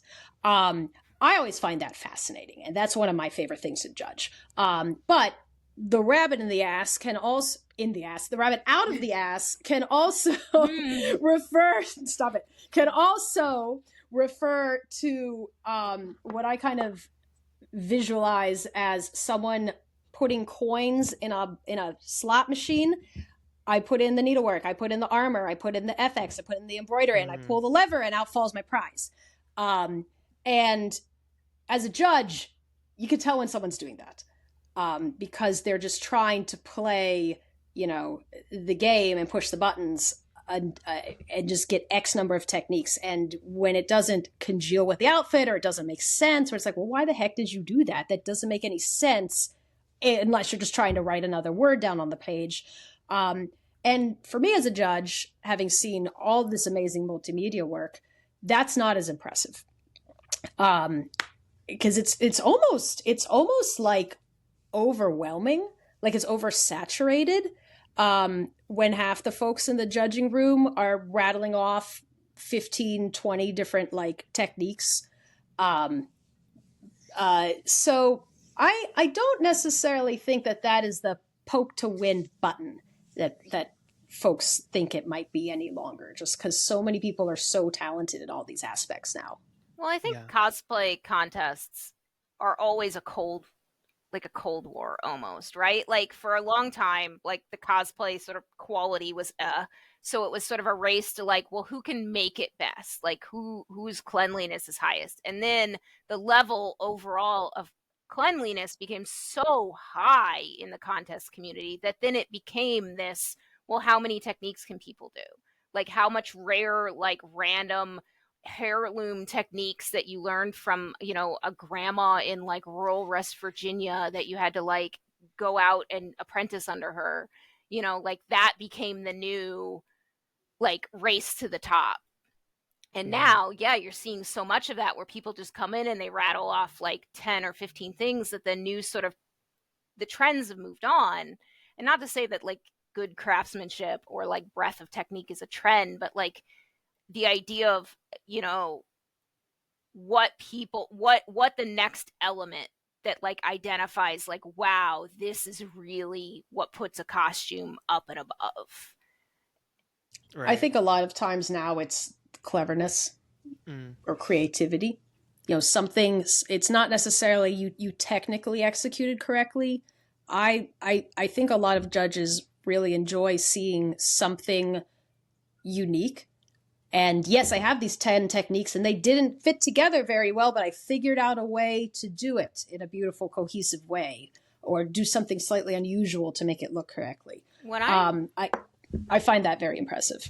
What I'm seeing more now in contests that I really appreciate is people like really thinking about like going back to like, this is a character, right? And so like I made the materials out of like, what is, if the character is in this context, how does that context inform their garments? And like really almost like a movie set thinking about it as opposed to like a cosplay kind of mindset. I'm enjoying that. I'm seeing more of that. And I think there's a lot of cool. Really detail, hyper realistic, this person is real focus. Right. And I think I don't think that's quite a trend yet, but right. It's definitely there. Well, and then like the influence of what you just mentioned, Scone, kind of ties back to what we were talking about with like the design inspirations going into like translating a character into a costume. Something that I personally have been really interested in when judging is attention to proportion. Because that's something that it gets me going. It really gets me there when I see a really, really well proportioned costume on a person that is completely making their shape. And it's like, obviously, all of this being said, like you as a cosplayer, you should cosplay whatever you want, regardless of your body shape, right? But whenever you are able to construct a garment that is proportioned so perfectly to your body and accentuates different parts of your body in ways that is achieved through different materials and different like volumes, it really is so cool. Because like making a costume, making with Mixpedia for your body is one thing, but making something where it completely transforms your whole silhouette is another, and I live for that. Even things that are not something where someone is making magic because they're not 8 feet tall. I truly think that understanding proportion and silhouette is a much more advanced skill than people realize. Like I truly think that is a big difference between a newer master and an experienced master is is being able to look at something and just it's something about I can't describe it because I wasn't able to do this for ages. Like being able to look at the shape and the silhouette and tell that something's off or tell what needs to be changed. It's surprisingly difficult to do it, and I think it really only comes from practice and just looking at a lot of garments and cosplays and experience and making mistakes.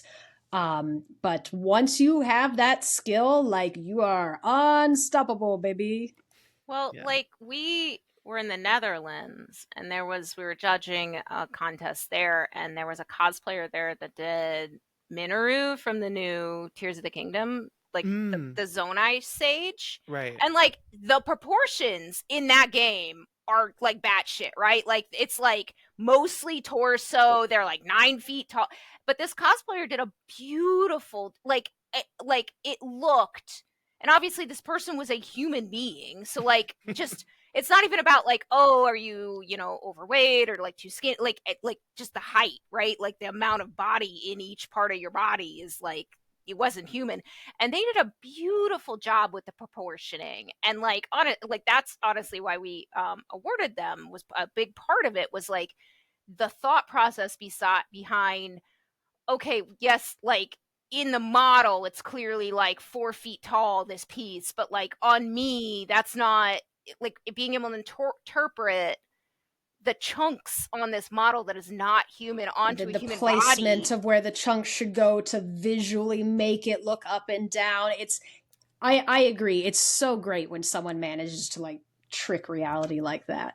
Yeah. Because that's a fun thing about these contests is this is not a, did you do the traditional sewing technique to the exact specification that the traditional sewing technique is? It's cosplay. Right. The rules are made up. Right. It's all made up. It's all a fantasy and it's all not real. So I want to ask you, what crafting mediums are areas that still intimidate you? And I ask this because I feel like you both have dabbled and really achieved a really high level of expertise in so many things. But we're all human, right? And I would like to know, what are some types of materials or some skills that you both think that you would really like to spend more time on, maybe in 2025, maybe into the future at some undetermined point, that you just feel like, man, I really want to dedicate more time to getting some more experience using this type of material or this skill? I want to make the perfect pair of pants, right? Ooh. Like because we've made so much with sewing, corsets and hoop skirts and big thing, and like the more I sew, the more I'm like, actually pants are super difficult. And like the more experience I get with sewing, the more I want to narrow in on these like very minor fit issues and like really just understand, like, okay, so if I add like a 1/4 of an inch at the inseam, like what does that do to the fit at the, like, waist? I'm working on it. That's my goal. Okay, gotcha. I would really like to get better at painting, actually. I'm horrible at painting, but I just gave up. Yeah, I mean, I'm fine at painting, but I'm not great at painting the way that other people are great at painting. Like I've told Nerds Gone Wild, can I just throw money at you and you just set up a web camera and I just watch you paint? Because that's how This I want to learn how to this do it. I've told my friends, I'm like my wig girlfriends, I'm like, can I like just chain you to a desk in my craft room and then like feed you wine and pizza and then like just like style wigs with you? Because that's something that I think these are all things that, well, for me, I guess wig styling is one where like I know if I dedicated the time and I did the work and I actually practiced, I could get good at wig styling. And I can do a passable wig. I'm not going to discredit myself too much. I can make a passable wig. Is it ever going to be a feature in my cosplay unless someone else had made it for me? No, it's not ever going to be that. But I do recognize that like if I dedicated the time like I've dedicated to anything else, I could get there. But it's something that just I have a mental block against it. And I think that's more of like, I don't know, not wanting to be sticky and hairy.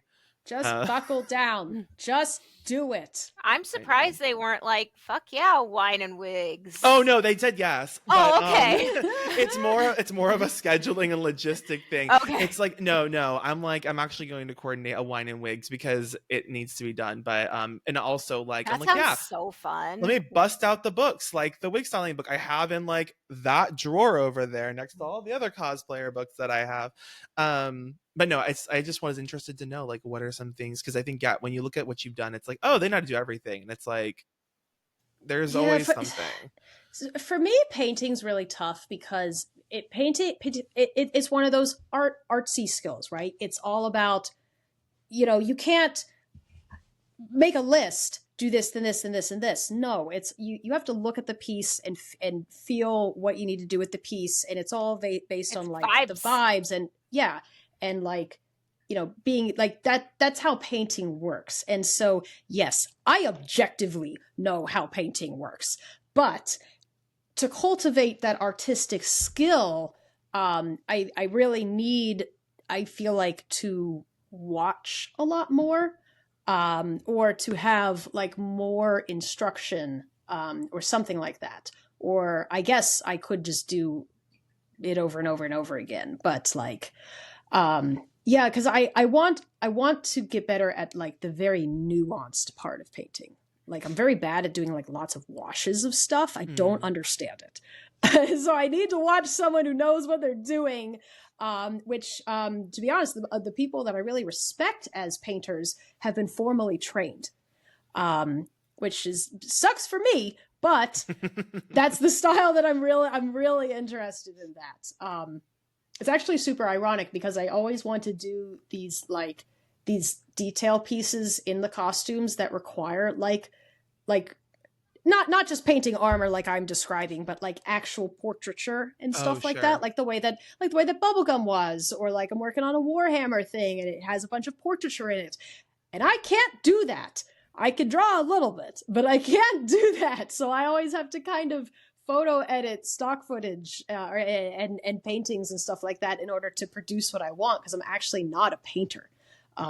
So I kind of regret, honestly, not doing like an art minor in college, because it's now like coming back to bite me in the ass with like color theory and painting and all this kind of stuff. And I'm just like, I missed opportunity. Right. No, I get that. It's something I'm like, oh, I didn't do any of that either. And well, the one thing I did do was I got a little bit of 3D modeling experience in college, but that was not related to art in any way. That was functional. That's still nice. Yeah, it's still okay.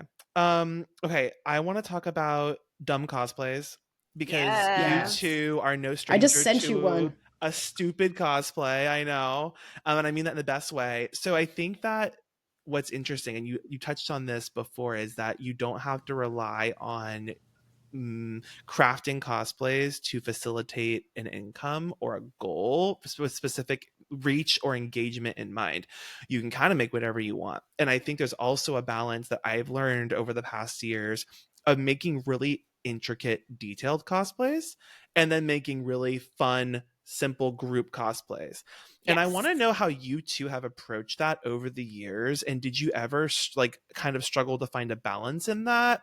Were there time periods in which you went really heavy on like the extreme craftsmanship and like lost your way in terms of the fun groups, or have they always been a part of your cosplay experience? Like, tell me about how you both have navigated that through your cosplay experience from Homestuck to today. I think a lot of our we used to take our like meme costumes, I think, a lot more seriously. So there was a lot more overlap between like these were the heavy craft costumes and these were also the group fun costumes. And I think that that was honestly very stressful in the long run because then, you're like crunching to get the costume done. And I think being able to divorce that and kind of be like, okay, I'm going to have like two serious costumes this year, but then I'm going to also Amazon special a carrot costume for when my friend cosplays Senshi, and I'm just going to be sexy carrot along with Senshi the dwarf. That's a real group we're planning. It's from Amazon. I don't, like it's nice. It's kind of like, dessert. You do all this cooking and you have this beautiful main like course, and then you're like, and now we go to Dairy Queen. Yeah. To relax. Yeah, I think we do Amazon special a lot of our shitpost costumes because we don't have time to hand make them. We have a friend who like cranks out corsets and things for these, and we're just like, I can't any longer. Oh, to be young. But yeah, I mean, I think it's kind of changed over the years because most of what we used to do, frankly, was groups, big groups, with our friends, be it shitpost or not. And I think, those are still our cosplay friends, and that's who we still hang out with at cons. But we actually don't have quite as much media obsession overlap any longer, or just as much media obsession in general. And so there's less giant groups than we used to do. So there's less of a time suck into it. Like it's always really, really nice when we can do the big groups. But then sometimes they're actually real groups and we have to, and they require real effort. Like the group with Harrow, or we're doing like Has-Been and stuff like that. Scone didn't put any effort into hers. I had to put effort into mine. Cause I made all the wigs, but, I think the balance, frankly, is just doing less, like do less. I like that. Just do less. Do less. If you're only making 2 new costumes for a con, that's doable if you're working on that for several months versus what we used to do back when we would do mostly lots and lots of groups and a lot less big things. Was we would do like 3 new outfits a con, which was just freaking insane, freaking psychotic. But they were much simpler. They were much simpler outfits. We were not as good either. Well, they were just also easier. And then, if you do a big group that requires a very elaborate costume, that's great. But like that might be your only costume for the con that you do.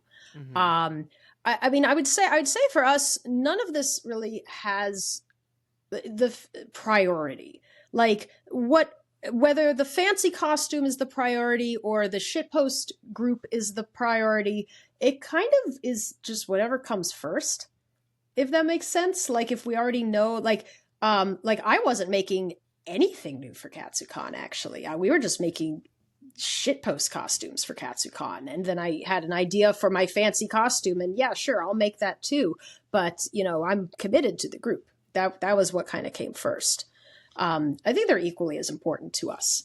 Yeah, yeah, no, that makes sense. I think we just got to the point where it's like you have your sort of costumes that you're making for the experience of making them and to like put a good work into it, and then you're having your costumes that are like, this is just for fun. And it's important to like set yourself up where you're not miserable by the time you're putting your fun costume on. Right.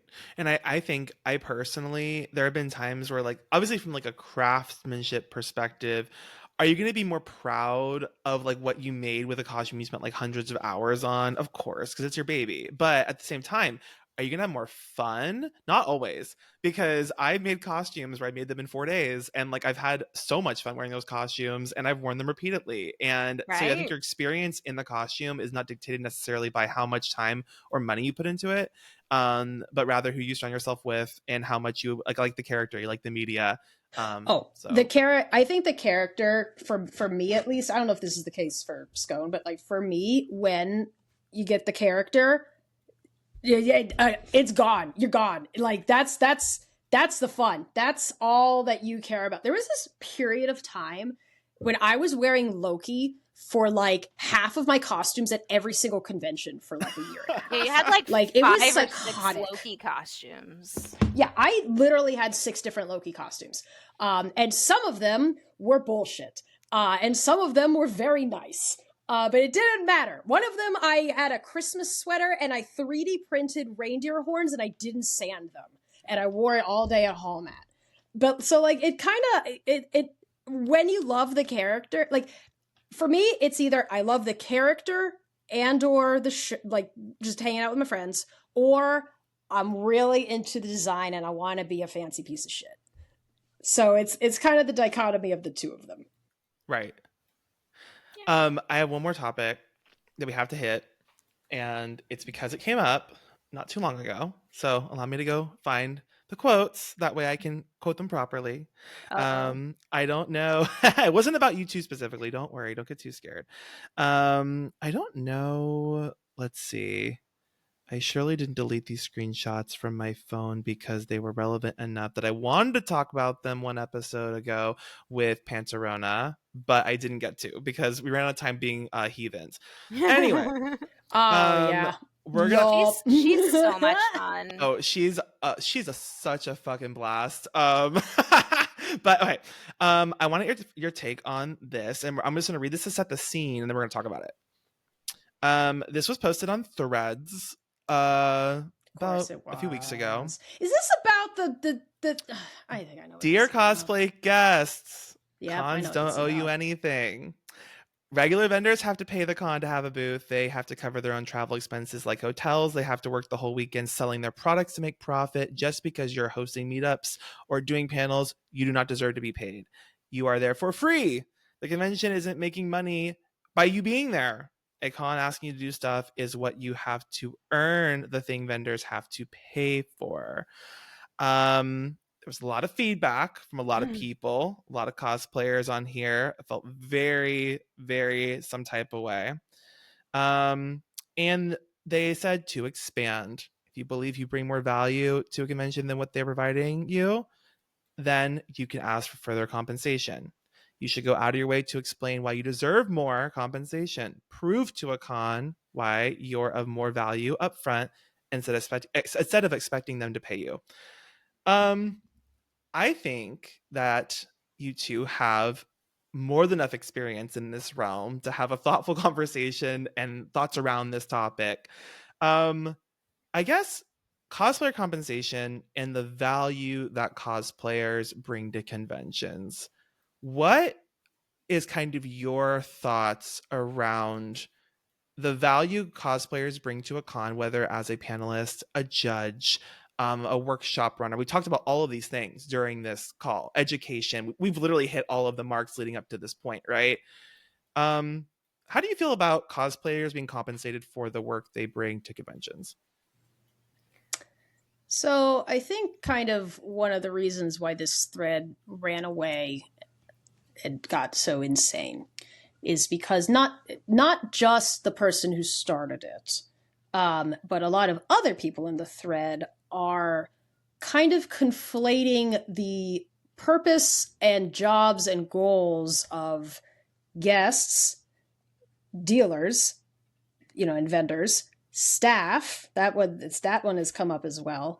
And all of these different people have a different function at a convention, essentially. And so a lot of people are saying, well, so-and-so does that, so so-and-so should do that. And I don't understand why. And like, again, we've been guests and we've been workshop instructors and we've been volunteer staff as well. And we've been in the artist alley. So like, they're super different. First of all, they're super different. You cannot say, well, vendors don't get paid. Well, of course, vendors don't get paid. Vendors are paying for the space to sell their wares. Correct. Of course. I mean, vendors, if you're good at vending, you do in fact pay yourself at the end of the weekend. Well, Yeah, ideally, you're getting right? paid. Then you shouldn't be there if you're not getting paid. If the model's working, you're not showing up for the weekend, not getting paid, losing all your anime figurines, and then going home sad. Like there should be compensation at some point, unless you made a mistake. Yeah, and I mean, we don't really make it a secret that we think that if you are being contracted to work, you should be paid for your time. That's kind of the way that I hope most or all cosplay guests are operating. There are some small cons that they simply don't have the budget for it. And, we have made exceptions, like when we wanted to support conventions like Cosplay America, one of our favorite cons, small con, zero budget. We have not asked to be paid for them because we really want to support them. You can always make exceptions. But for the most part, a convention company who brings in $1 billion a year can afford to pay its guests. And they do, in fact, pay their guests. They're called voice actors and the other celebrities. Those people are being paid.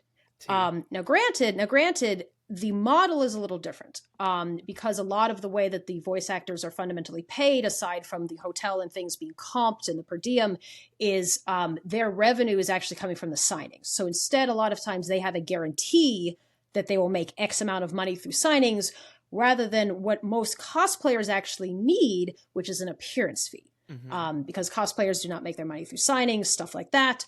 They need to be paid in some other way. And so that's kind of where the appearance fee norm has come from.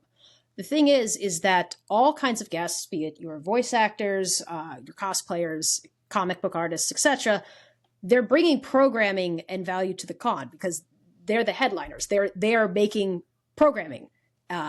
And, that might be workshops, that might be panels, that might just be Q&As, that could be the signings that's happening there, could be judging, but they're making the programming for the con. Right. And so, one would hope that the con is doing its due diligence and bringing in a guest that they think is going to be attractive and bring people in through the door, right?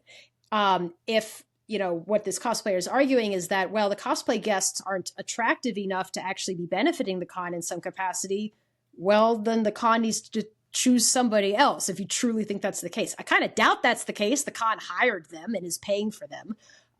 But, if they're choosing to bring in particular people, either because of their notoriety or because of the skills and the expertise that they can offer with like teaching and panels and judging, right. That's employment. That's what's bringing a benefit to the con. And that's what their, guests are being paid for.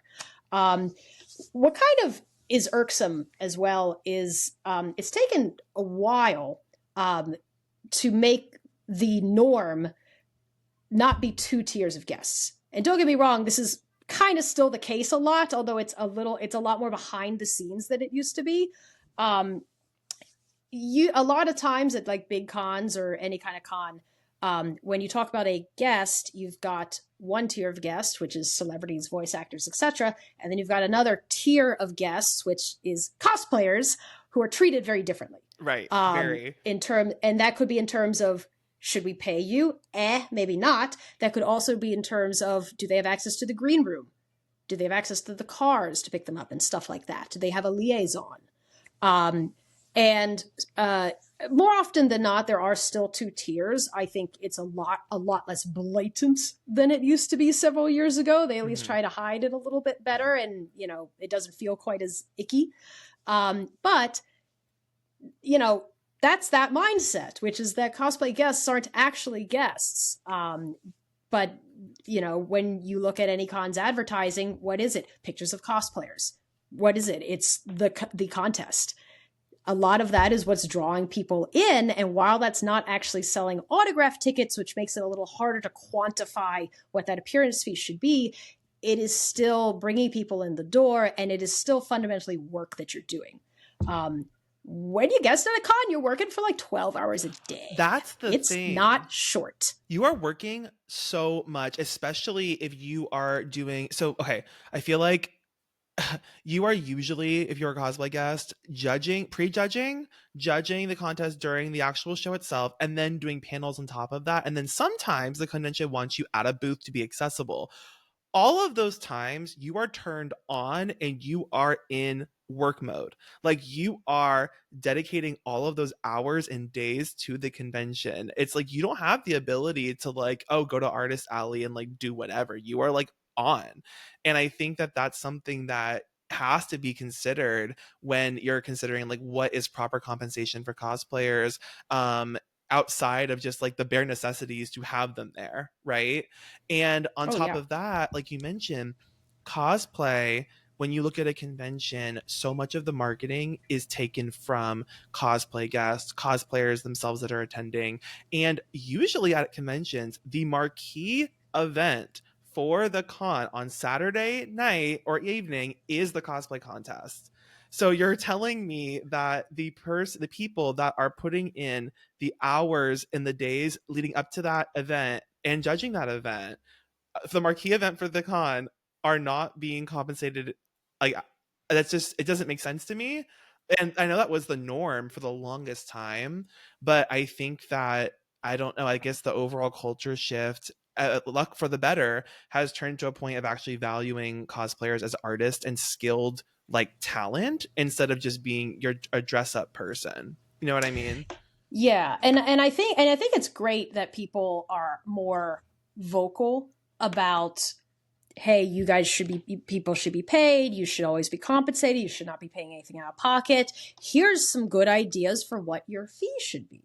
And I really like that pretty much everyone that I have encountered is very, very open about that, including us. I actually, I don't know if you know this, I actually run a Discord server on cosplay guesting where people can come and ask questions and, see what kind of stuff should go into the rider, see people's past experiences with guesting at certain cons, stuff like that. Just because I really think that the more open this is, the more people know to ask what they're worth, and Right. that it's okay to be asking for $500, $1,000 as an appearance fee. Right. Because that should be normal. That you're working 3 full days and also travel. So, think about what your time is worth. Right. And a lot of times we're taking off from our jobs. And Yep. like wait, let me say this. We like doing this. If we did not like doing this, we would not be doing this, right? But at the same time, we are taking off from our jobs that are actually paying us. We're taking PTO to go to a convention to work for the con. And like there is a balance there, and there is like a certain level of like recognition that comes in the form of a check that you would expect to, for all your work, for all your hard work, and not just your work, but the years, decades of experience that you have.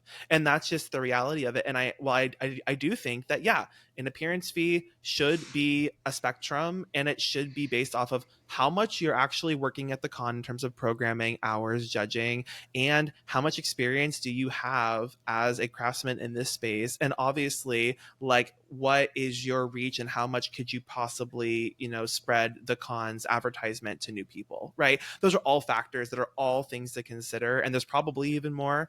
But yeah, just to flat out say like, oh no, you don't expect anything, sis, like you are a grub, is kind of crazy. I don't know. I mean, we've been dealers before. We've sat in the dealer's room the whole time the dealer's room is open, working a table. I mean, that's going way back, but we've done it, and it's When did just we it do that? when we would run the table for AB at Oh, Otakon. right. Yep. And it's a different environment. Like, people are coming up for wares or services. You're not selling yourself. You're at a table all day, and it is work, but it is not. Uh, Sometimes you get out of a day of judging, and you're just like, I need to like lay down on the floor right here, and it's just a different experience. And I think what's really telling about that thread, and I'm gonna I don't have threads. I don't do social media. I'm old at this point. So I didn't see this. I did see everybody talking about it. It's like, what? So say this person got their way, right? And everybody was compensated on the model of the dealer's room, right? You pay for a spot, you show up, you hawk whatever wares you can. That's a very flat convention experience. You know, like that's essentially just a mall. It's a nerd themed mall.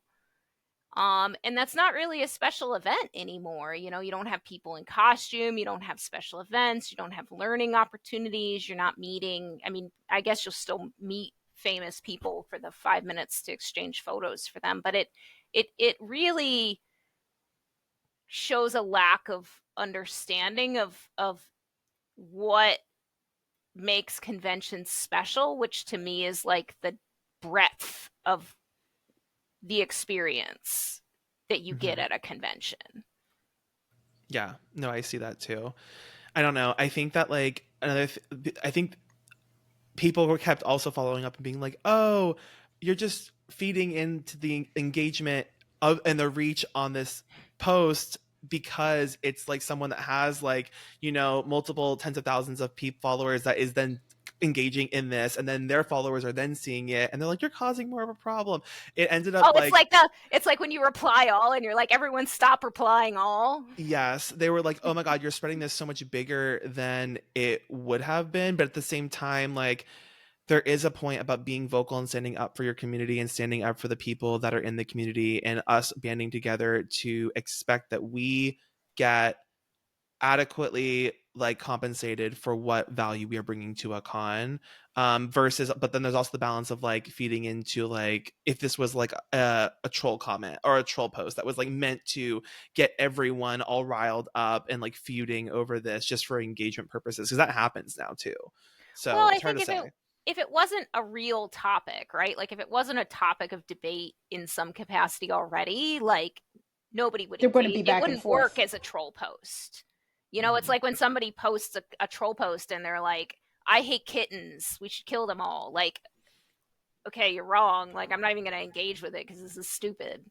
There's a kernel of truth that like people actually do think that makes it compelling as a troll post. So like, it's worth still having the conversation at some capacity because it is a broader conversation, I think.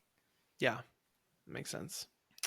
Well, I want to say that I truly appreciated having you both. Thank you so much for spending your evening with me.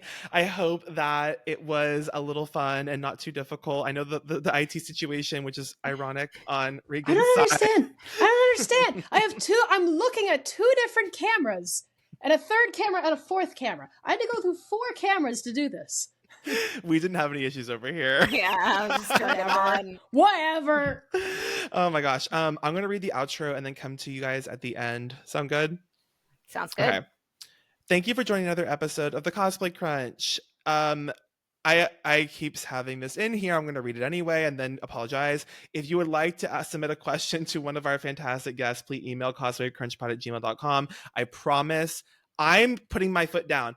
Once the season ends, I'm going to do a bonus episode and I'm going to ask whoever I can get that from season 2 back on here to answer these email questions that are in the submission box, because I've done a horrible job this season at doing that and I apologize.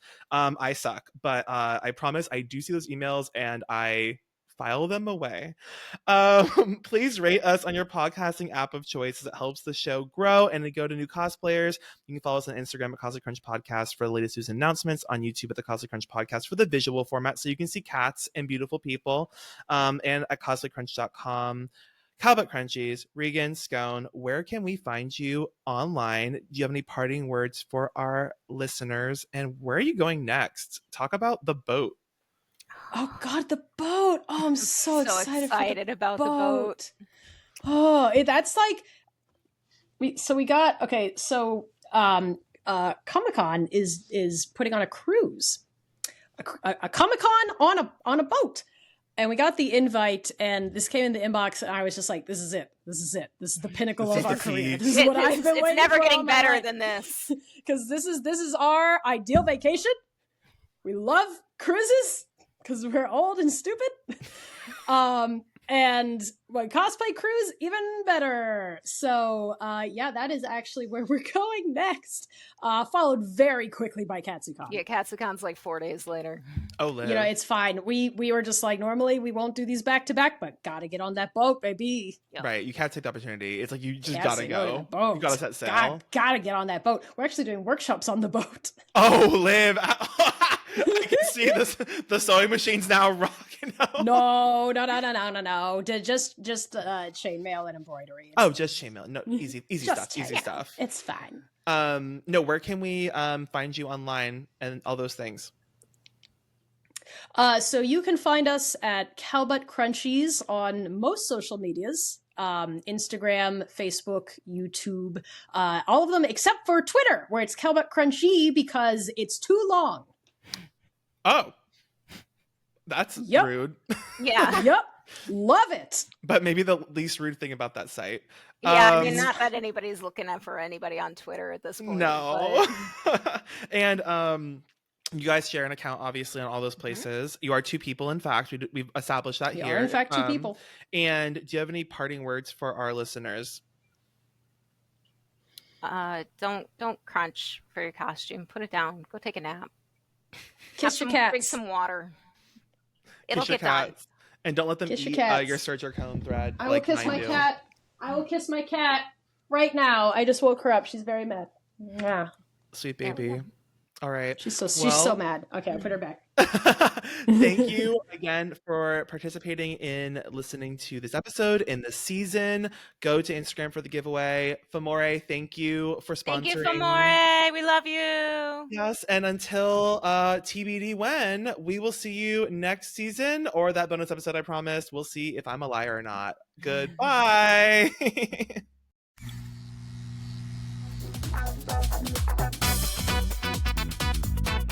The Cosplay Crunch podcast is hosted by Savage Cosplay, with post-production also by Savage Cosplay. Original theme music by Katie Fairbanks. Logo and graphic design by Owl and Coffee.